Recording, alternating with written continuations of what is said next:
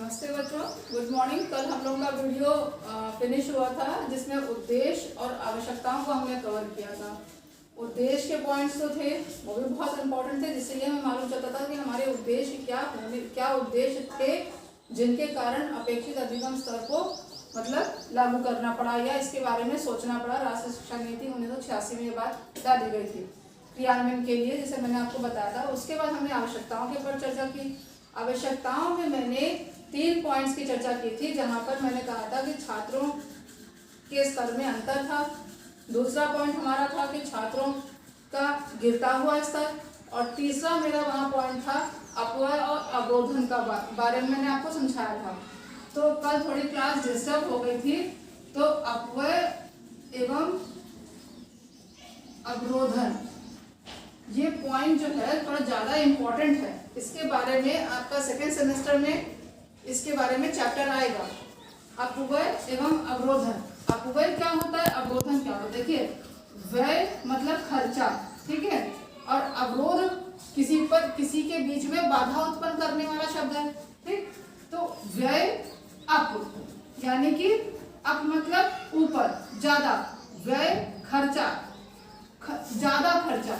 तो कहने का मतलब आ रहा है कि प्राथमिक शिक्षा में छात्र जो थे पहले क्या होता था, जैसे मान लीजिए अनुत्तीर्ण हो गए, फेल हो गए, तो अनुत्तीर्ण होने पर या तो वो मतलब पढ़ाई लिखाई छोड़ देते थे या फिर उसी कक्षा में दोबारा पढ़ते थे।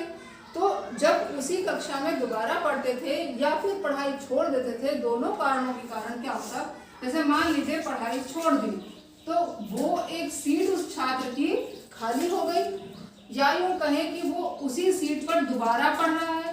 तो जब वो छात्र दोबारा पढ़ रहा है तो जो पिछला बच्चा उस जगह के लिए आएगा वो उसके लिए क्या उत्पन्न कर रहा है, अवरोधन उत्पन्न कर रहा है।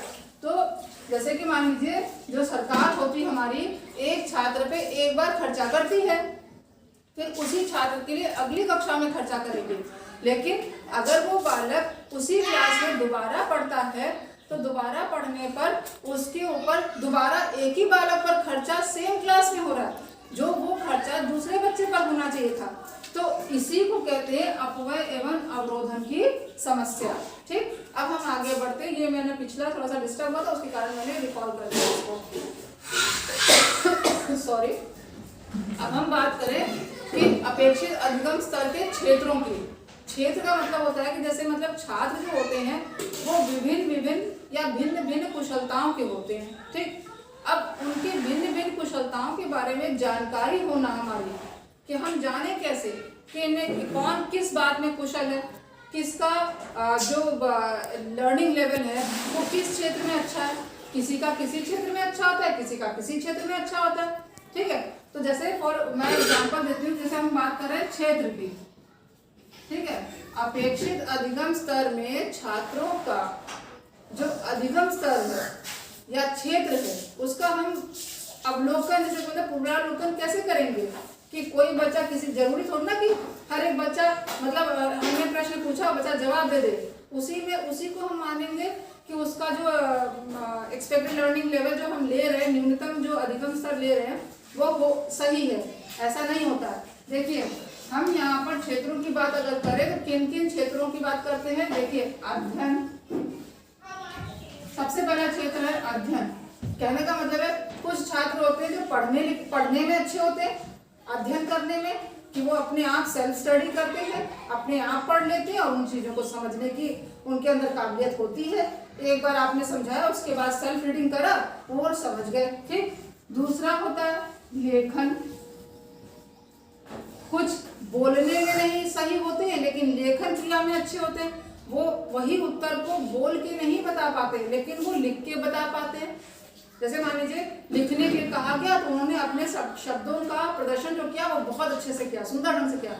लेकिन जब वही चीज बोलने के लिए कहा गया तो पता नहीं उनके अंदर शब्दों का डर रहता है या प्रेजेंटेशन का कुछ भय रहता है कि हम गलत करेंगे सही, तो उसके कारण उनका प्रस्तुतिकरण जो होता है वो सही नहीं हो पाता है। और तीसरा ले ले तो विचार विमर्श करना। कुछ छात्र होते हैं विचार विमर्श करने में अच्छे होते हैं कि हाँ लोगों में डिस्कशन कराने के लिए बैठा दो तो बहुत अच्छा डिस्कशन करते हैं और उन प्रॉब्लम्स को, उन समस्याओं को सॉर्ट आउट भी बहुत अच्छे से करते हैं, एक से एक उदाहरण दे देते हैं कि हाँ इसके कारण आपकी समस्या हल हो जाती है। तो वहाँ पर हम विचार विमर्श बच्चों से करते, जैसे कोई मान लीजिए प्रश्न फंस गया, हमने विचार विमर्श छात्रों के साथ किया, उनमें से वो कुछ छात्र होते हैं जो अच्छे से उत्तर दे देते हैं और उसकी समस्या का हल निकल आता है। उसके बाद हम कहेंगे जैसे वर्गीकरण करना। वर्गीकरण करने का मतलब होता है कि हमने समस्याओं को छोटे छोटे भागों में बांट दिया और उसके बाद उसको डील कर लिया।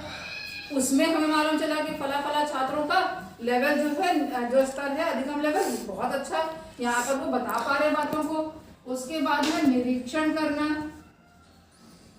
निरीक्षण करना होता है कि हम कुछ बातों को देते हैं, उसके द्वारा हम मूल्यांकन करते हैं, निरीक्षण करते हैं, ऑब्जर्वेशन करते हैं, या कह लीजिए इंस्पेक्शन करते हैं। उसके दौरान हम बात को मालूम कर पाते हैं कि हाँ ये बच्चे में अधिगम स्तर जो है वो जितना कक्षा के अकॉर्डिंग चाहिए न्यूनतम, उतना विषय के आधार पर उसके पास है, उपलब्ध है।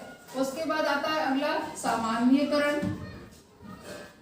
सामान्यीकरण क्या कहता है कि किसी समस्या को जब जैसे मान लीजिए आप कोई पोयम पढ़ा रहे हैं, हिंदी की कविता पढ़ा रहे हैं, कविता के शब्द थोड़े कठिन होते हैं, उनको आप सामान्य भाषा में कन्वर्ट कर दीजिए, उसके बाद उसका अर्थ पूछिए, तो बच्चा आपको बहुत हद तक बताने के लिए सक्षम हो जाएगा उसके और व्याख्या करने में, जिसे कहते हैं। लेकिन जब पोयम वैसे की वैसे ही पढ़ दिया, जैसे दोहे को कह लीजिए, दोहे वैसे का वैसा पढ़ दिया, तो हो सकता है बहुत से बच्चे ना बता पाए। लेकिन जब उनको आप सरलार्थ यानी कि सामान्य भाषा में ले आते हैं, तब उसका अर्थ बताने के लिए बच्चे जो होते हैं वो तत्पर हो जाते हैं। ठीक है। अब सामान्यीकरण के बाद आता है हमारा तुलना करना। तुलना करना, तुलना करना कहने का मतलब है हम किसी न किसी से कंपैरिजन करते हैं, जैसे कि डिफरेंस बिटवीन, अंतर स्पष्ट करिए। कि जैसे मैंने पिछली क्लास के उसमें लास्ट क्लास में मैंने उपेक्षा और अपेक्षा में अंतर स्पष्ट कराया था, तो क्या कराई थी, मैंने तुलना कराई थी कि अपेक्षा क्या होता है और उपेक्षा क्या होता है। उपेक्षा और अपेक्षा में बहुत बड़ा अंतर होता है, लेकिन शब्द में उ और अ का अंतर रहा। तो इस प्रकार से कुछ कुछ शब्दों को निकाल के, उनके पार्ट से जुड़े ही शब्द उनको निकाल के, यानी कि विषय से जुड़े शब्दों को जब निकाल के उनके अंतर स्पष्ट करते हैं तो वो कहलाता है तुलना करना। नेक्स्ट आता है तर्क करना। तर्क करना भी बहुत जरूरी होता है। हम कहते हैं बच्चों को, हम चिल्ला देते हैं, डांट देते हैं कि तर्क मत करिए हमसे। तर्क मतलब बहस नहीं हो रही यहाँ पे। यहाँ तर्क मतलब हो रहा है किसी भी शब्द की, किसी भी वाक्य की, किसी भी विषय की बारीकी तक पहुंचाना। छात्र खुद पहुंचना चाहता है और उसके डाउट्स को क्लियर करना शिक्षक का काम होता है। ठीक है। तो अब इसके बाद आता है हमारा आखिरी क्या आ जाता है, जब ये सारी चीजें होगी तो क्या होगा, निष्कर्ष निकालना, निष्कर्ष करना या निकालना। ठीक है। कहने का मतलब है कि आप जब सभी छात्रों के साथ इस तरह के कुछ न कुछ कार्य करके जब कार्य करते हैं, तब आप उसके द्वारा निष्कर्ष निकालते हैं या यूं कह लीजिए मूल्यांकन करते हैं कि उस दौरान पता लगा पाते हैं कि हाँ हमारे कक्षा के छात्रों का न्यूनतम अधिगम स्तर कितना है, कक्षा के अकॉर्डिंग है कि नहीं है, ये आपको बात ज्ञात रहती है। तो ये बात आपके क्षेत्र तक सीमित हो गई, यानी कि क्षेत्र के बारे में मैंने जो बताया वो ये हुआ कि आप अध्ययन के द्वारा, लेखन के द्वारा विचार विमर्श करना, वर्गीकरण करना, निरीक्षण करना, सामान्यीकरण करना, तुलना करना, तर्क करना और निष्कर्ष निकालना।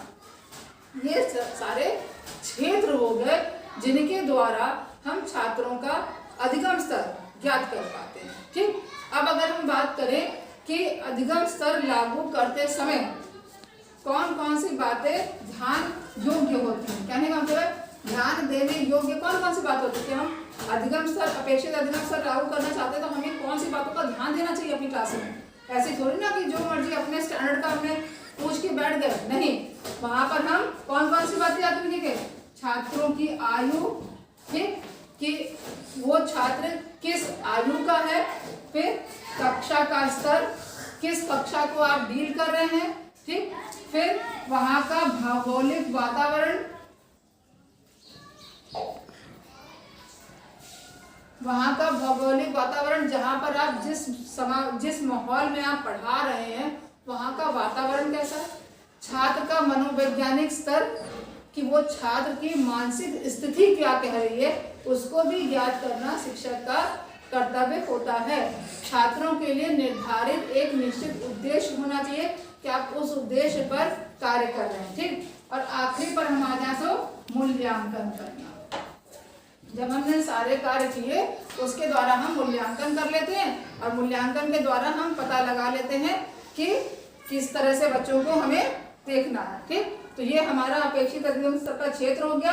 और ये जो मैंने छोटी बातें बताई, आयु स्तर भौगोलिक, ये हमारा ये होता है कि हमें कौन कौन सी बातों पर ध्यान देना चाहिए, या कह लीजिए ध्यान देने योग्य बातें जिनको देते वक्त हमें अपव्यय और अपेक्षित अधिगम स्तर को करना होता है, ठीक है। अब इतना ये हमारा कवर हो गया, अपेक्षित अधिगम स्तर ये कवर हो गया। अब इसके आगे का था